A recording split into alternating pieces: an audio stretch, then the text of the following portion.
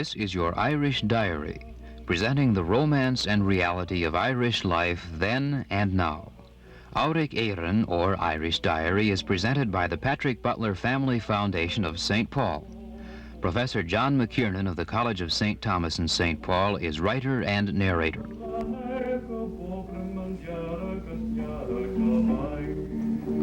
Traditionally, islands spell peace and gentle tasks like fishing. We'd like to take you on a trip around the western coast of Ireland. A trip not to all the islands, but some of the many islands of Ireland. It's interesting, isn't it, that we think of Ireland as an island and let it go at that. But there are literally hundreds of islands around the Irish coast to which we can take you, not now, but to a few of which we can now take you. And supposing we start down here on the southwestern coast, 9 miles off the coast of Kerry, we come to an island famous in history called the Skelligs, an immensely high rock formation which was used at one time by the early Christian monks. Notice that little white strip on the side, which is used for a lighthouse now. But hundreds of years ago, monks cut these steps in the solid stone and climbed hundreds of feet to the very highest pinnacle for their meditations. And this ruin of one of their ancient stone cells, we call it a clachan, gives us an illustration of the severity of their lives. The Vikings, give credit to them, raided this place, and in disappointment at not finding loot, carried off a monk. I don't know what his cash value was. Now, if we proceed quite a distance up the coast, we come to another island, cliff-bound like many of them. This is Clare Island, which guards the entrance to Clew Bay, on which is the city of Westport, or the town. And here on the island is Grace O'Malley's castle. Grace O'Malley is someone whom I can tell you about a little bit later, in case you haven't heard of her before, more commonly referred to as Grania Whale. If we proceed down the coast, we turn our back on this beautiful mountainous background, the bends, the 12 bends of Connemara, the Bannabola of Connemara, and we come to the island of Inishbofin. And this shows you those same mountains far off in the distance now, the nearest town of Cleggan being 6 miles away. The inner harbor is about 1 mile long and therefore has been of immense strategic importance in the past history of Ireland. In that harbor, the Galway hookers ply their trade, and on this island one finds grimmer reminders of a history that was quite difficult at times. This fort was captured in the 17th century by Cromwell, and he used the island itself as a concentration camp for priests. Previously, the island had had a fort of Grania Wales, or Grace O'Malley, the woman about whom you will hear a little bit later. On this island, too, the Bishop of Clonfert, in the rather ugly history of the past, was chained to a rock so that the rising tide would drown him. Today, the fisherman plies his trade, sustaining the economy of the island. Notice his boat, which is called a currach, being drawn down to the sea. And he's out in his currach now with the lobster pots. And notice how the prow of the boat sits up out of the water. You'll see a lot of currachs before we part company on this program. And on shore, of course, the fisherman's life continues through the mending of nets. Now, we have very quickly surveyed the Skelligs down here off the coast of Kerry, and we very quickly jumped to this section of the country now for Clare Island off the coast of Mayo, and then dropped down a little bit off the mountainous coast of Connemara to Inishbofin.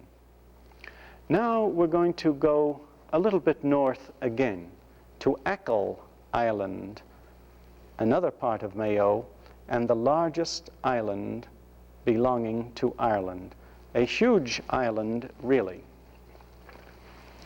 This lovely print illustrates for us some of its beauty, a beauty of mountain and of coast, of sand, of whitewashed houses, of an island that is covered almost entirely with heather, an island 15 miles long by, at its greatest width, 12 miles. And nature was so kind here that there are 3 large mountains, but well distributed, one in the north, one in the west, one in the south. And this strand, Keel Strand, is 2 miles long and a favorite resort of artists and photographers.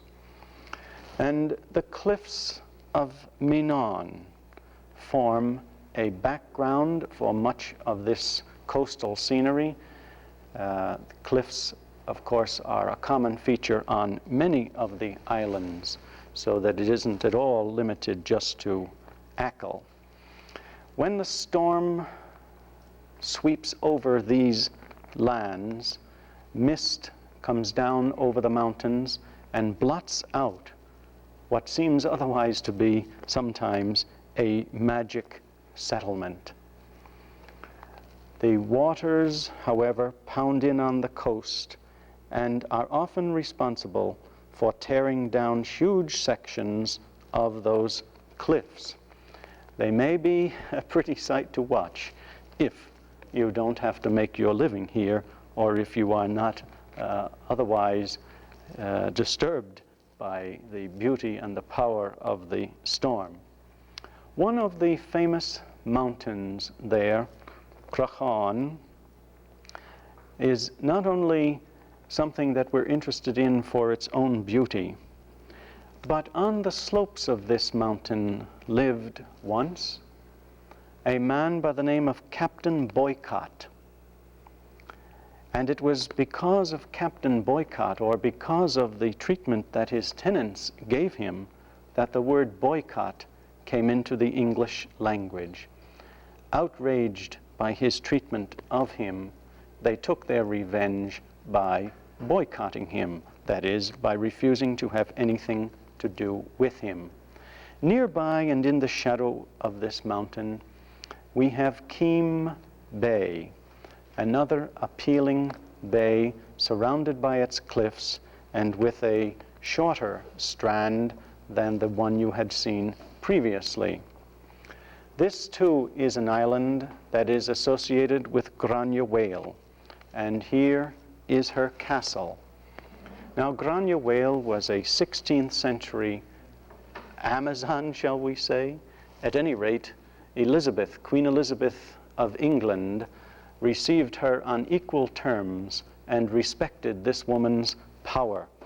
Grania Whale, or Grania Ní Bhaile, Grace O'Malley, was a woman who figures largely in legend and in recorded history too. She operated her own privateering enterprise on the west coast. There is, however, land on this island which produces fairly good harvests, land that has to be carefully cultivated, of course, in the non-mountainous sections and so on. But as with other islands, it is chiefly the fishermen who conduct the economy, or who are responsible really for the economy of the island, and their nets and their curraghs add not only an element of color, but of vital dollars and cents to the economy of this island. For instance, if out in the bay here you take careful note of what is going on, you will see the smaller curraghs of the fishermen drawing up to the larger boats. And this introduces us to an element of this island's economy which is quite special. These are sharks, and these men in these light curraghs have gone out to catch large sharks, which are then hauled into land and disposed of for their oil and so on. Now, we have then taken a trip of 3 of the islands, and we are now going to come back down to Kerry, to an island which isn't even on the map. It's the Blasket Islands. And these islands are now no longer inhabited. The islands that you have looked at so far, the latter 2 were inhabited. That pinnacle of rock coming up out of the sea, we wouldn't expect anyone to live there today. There are only light keepers, and that's a small inhabitation. But this island was inhabited up until about 10 years ago, when the people were removed to the mainland. But when it was inhabited, it was the farthest west habitation of Europe. In fact, it is commonly referred to as it is referred to in this sense, the next parish is America. This is the Blasket Islands that we are going to see. And first, we look at the coast of Kerry, this rock-girt coast, Slay Head. And in the left-hand corner of your screen, the upper left-hand corner, you will see the tip of the Blasket Island, which you will now see in its entirety, that is, the Great Blasket. There are several little islands, and the sound that is between them here is very narrow, but it can be very treacherous and cut off communication for months. It could in the winter. But when we're on the island now, again we're impressed by the cliff-like sides of it, and the fact that the harbor is this tiny place like this, rising precipitously with a tiny little harbor at the left-hand lower edge of your screen, where you can see a curragh riding. There is a side that slopes somewhat gently to the sea, and the fields here were carefully tilled, and it was from this viewpoint that people could look out a couple of hundred years ago and see the path that the Spanish galleon, Our Lady of the Rosary, took. In between these 2 little islands, it came down here to its destruction in the winds, and thus Spain lost a good vessel and an even better crew, shall we say. The island today has only the ruins of homes. As I mentioned to you, it has been depopulated by design, so there stand on it today only the ruins of homes. But you should know that this has been the most literary of all the islands, and I can tell you something about that later. It has produced 3 writers in the 20th century whose works have been translated into English. Well, we shall pass on and rise now in the map from Kerry to an island or series of islands which I think you have been waiting for. Out of the harbor of Galway to the Aran Islands. These are possibly the best known of the islands, since John Millington's Synge, for instance, used these as the setting for Riders to the Sea, and he published his journal of his life on the Aran Islands, and a movie has been made. So these are probably the best known of the islands, and we shall linger here a little bit longer. The islands then, like so many of the Irish islands, are cliff-bound, and when one approaches them, he's overwhelmed by the rock mass rising 300 and 400 feet. However, there is an approach, whether one makes it by the hooker, as this is called, or whether by the steamer. There is an approach which brings one in to relatively flat land. However, the impression is of stone. Wherever one looks on these islands, he sees nothing but stone. The islands have only the soil that has been manufactured by the residents. Stone fields, stone homes, stone roads, stone fences, and even the patterns that the ages have worn on the stones are pretty. The cemeteries themselves give an impression of stone in their bleakness. As one walks along the road, he sees these burial monuments erected to ask the passerby to remember in his prayer someone who has gone on before. And even these are a triumph of stone. However, life lives on. And here is a young man with a load of seaweed, which is used for manure. And the seaweed is mixed with the sand cast up by the ocean.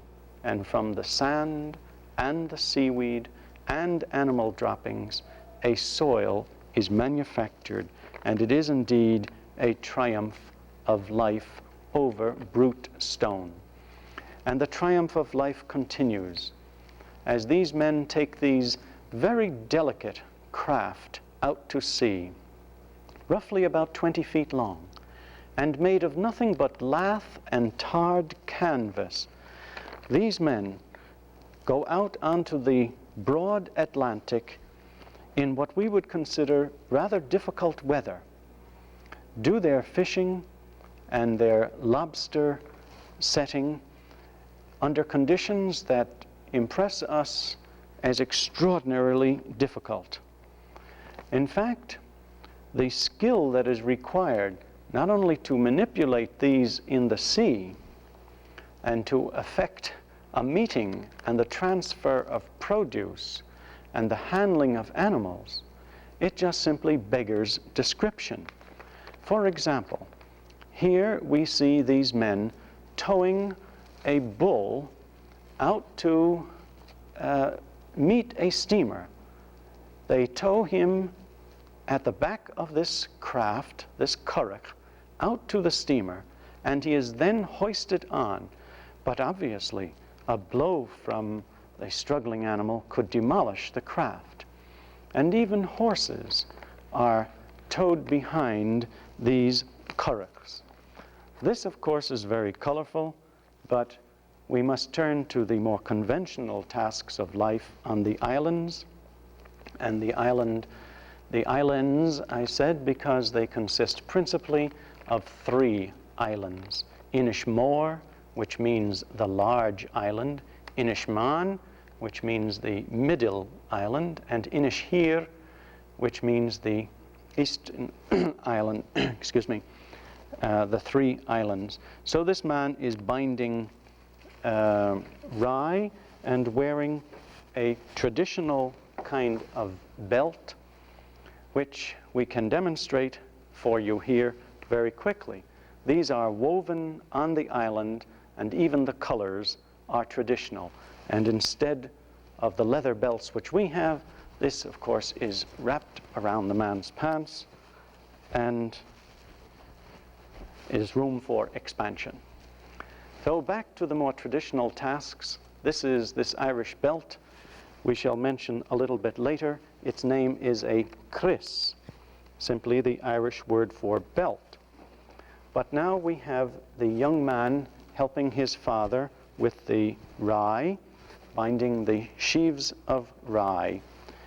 And we have the very necessary jobs of repair, for instance, repairing the roof, and you know this as thatching, an art which is dying out and may never be replaced. Although at Stratford in England, a man was given an extraordinary sum to rethatch an Elizabethan cottage for the tourists. But he was given an extraordinary sum because of the difficulty of finding thatchers in our time. There are other tasks like carving. This young man, I don't expect you to be able to see it, but he's wearing that type belt I just showed you, a kris. Kris is simply the Gaelic word for belt. But he's modeling one of those little currachs. Presumably some visitor would like to take that.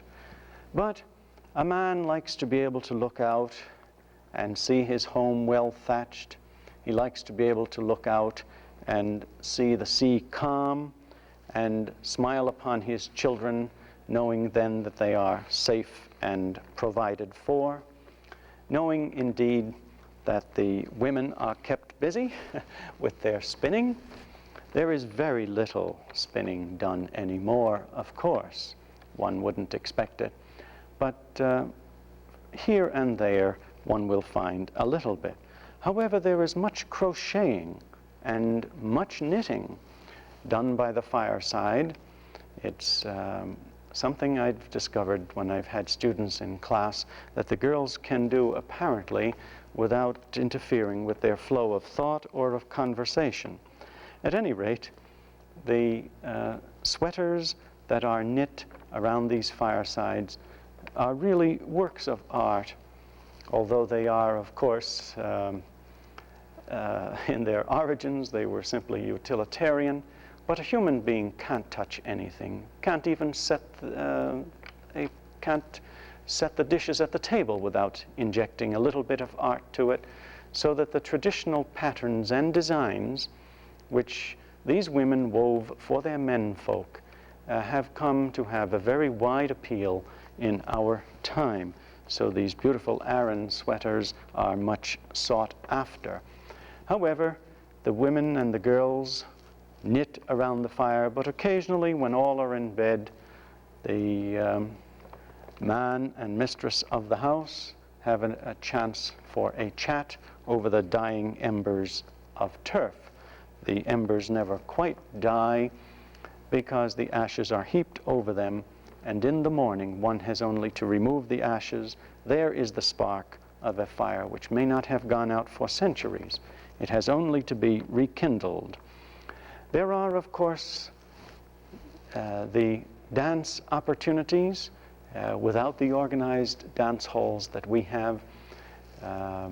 Gather in someone's house or sometimes in a small hall, and one can have a great deal of fun. And of course, on these islands, the Sunday Mass is a high point in the week's observations. It's interesting to note the way the people come out of it, because socially the old men tend to stick together and the old women, and socially the young tend to go together, and so on. These are signs of the life on the island, but everywhere on the island there are signs of antiquity, just as on other islands off the shore. If you'll notice that pile of stone that you see on top of the cliff, it will take shape before your eyes when we see this aerial photograph and we are now looking down. What was a pile of stone has now become for us a semicircular fort of great antiquity. Once more on the island, we see now the wall of the fort. But these stones which we see before us are not just ordinary rubble. It is actually the Stone Age equivalent of an anti-tank trap to be used against attackers. But as we approach the walls more closely, we find one wall backed by another, so that these walls, this fortification, is 15 and more feet thick. And one wonders in some of the dim history of the past just what this warded off. And here, from the top of the fort, we look off to the distant shores of Connemara, almost 15 miles away in places. However, it isn't only a pagan antiquity or a series of pagan antiquities we find on this island, but also this Christian antiquity, which we call a clachan, or one of the stone huts lived in long ago by the Irish saints. And that ties our trip together, because we started down here with one of the islands, you remember that, just jutted up 650 feet from the water, and we saw the stone huts used by the early Irish monks, and we ended our trip on the Aran Islands with a similar kind of dwelling. Now, the islands that you have seen, some of them have been familiar to you, like the Aran Islands, and perhaps the Blasket Islands through the literary productions that I promised to tell you about. So in the moment or two that I have left, let me review for you.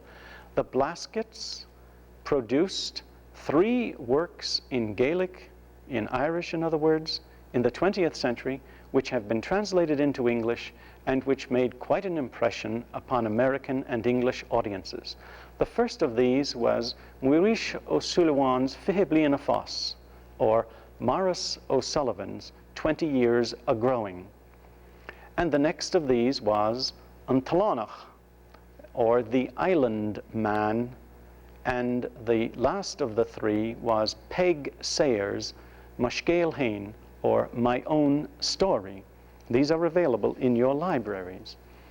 Then when we go to the Aran Islands, we find they are known not so much for the native productions, although we should mention that an author whom you ought to know, Liam O'Flaherty, an author of many, many novels and short stories, perhaps one of the best known is his novel called Famine. But Liam O'Flaherty was born on the largest of the Aran Islands. But over 1,000 years ago, as a matter of fact, it was in the 5th century, that particular series of islands, the Aran Islands, were settled by Irish monks and made such a reputation for themselves in sanctity that the series of islands were called the Aran Islands of the Saints.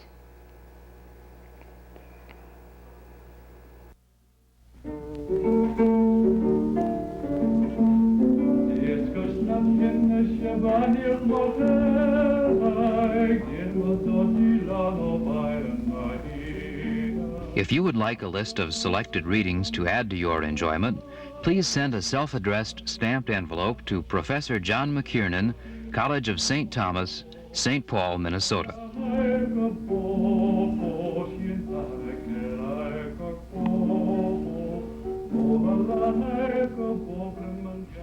This program has been presented as a public service by the Patrick Butler Family Foundation and produced at KTCA-TV, Minneapolis, St. Paul.